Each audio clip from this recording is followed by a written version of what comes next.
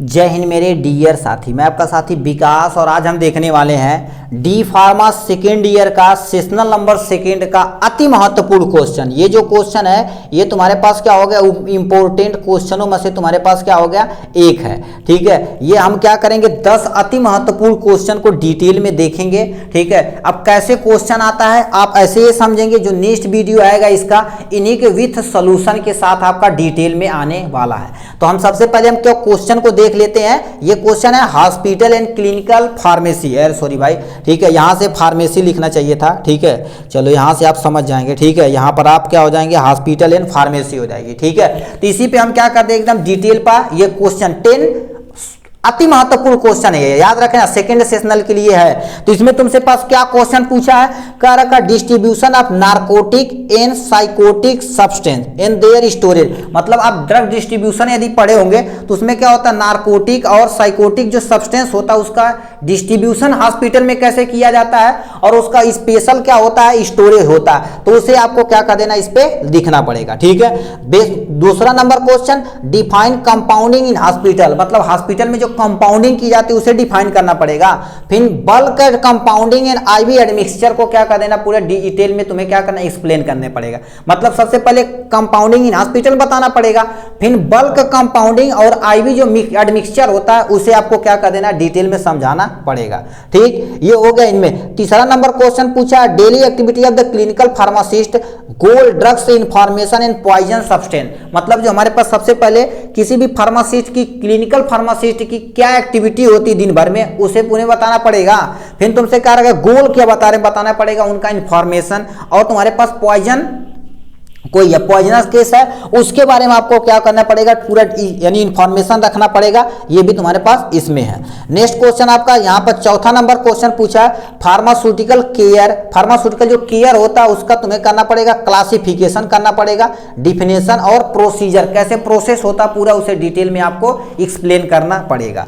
ठीक, और लास्ट में तुमसे लिखा है हीमेटोलॉजिकल टेस्ट। हीमेटोलॉजिकल टेस्ट मतलब तुम्हारे पास जो ब्लड का जितना भी टेस्ट, जैसे हीमोग्लोबिन आता है, ठीक, उसमें जितना टेस्ट होता है ब्लड के द्वारा उसे पूरा डिटेल में तुम्हें करना पड़ेगा। ठीक है, ये हो गया इनके बारे में। छठवां नंबर हमसे क्वेश्चन क्या पूछा है, कह दिया है क्लिनिकल फार्मेसी क्या होती है, इसका डिफिनेशन बताना पड़ेगा, स्कोप बताना पड़ेगा, डेवलपमेंट ऑफ इंडिया, मतलब इंडिया में कैसे ये डेवलपमेंट हुआ इसे भी आपको क्या कर देना, पूरा डिटेल में एक्सप्लेन करना पड़ेगा।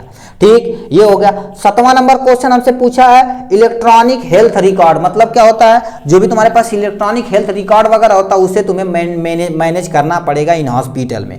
तो इसे भी कितने नंबर का, 3 नंबर का, इसे भी आपको एक्सप्लेन करना पड़ेगा।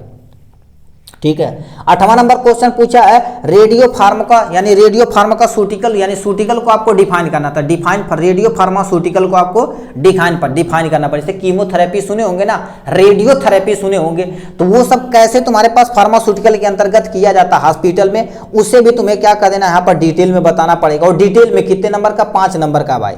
ठीक, लास्ट में 9वां नंबर क्वेश्चन तुमसे पूछा है फार्माको, ठीक है, विजिलेंस क्या होता है। फार्माको विजिलेंस को इसका डिफिनेशन बताना पड़ेगा, एम बताना पड़ेगा, और क्या बताना पड़ेगा, स्कोप बताना पड़ेगा। यानी फार्माकोविजिलेंस के बारे में बताना पड़ेगा, डिफिनेशन, एम एन स्कोप बताना पड़ेगा। फिर तुमसे कह दिया 10वां नंबर टेस्ट, यानी क्या होता है, टेस्ट यानी एसोसिएटेड, मतलब क्या होता है, test associated order with cardiac disorder. मतलब जो हमारे पास कार्डियक डिसऑर्डर है, जो हार्ट प्रॉब्लम वगैरह है, उससे जितने भी तुम्हारे पास क्या हो गए, जितने भी डिसऑर्डर वगैरह है, तो कैसे तुम क्या करोगे, एसोसिएट करोगे, कैसे मैनेज करोगे, कैसे टेस्ट किया जाता, उन सब ऑर्डर को तुम्हें क्या कर देना, पूरा डिटेल में एक्सप्लेन करना पड़ेगा। ये भी तुम्हारे पास क्या हो गया, ये क्वेश्चन हो गया। तो इस तरह से देखा जाए तो 10 क्वेश्चन आपके सामने हो गया। ये मतलब नार्कोटिक और साइकोटिक ड्रग्स है, कैसे डिस्ट्रीब्यूट करना, स्टोरेज करना, ये बता देना।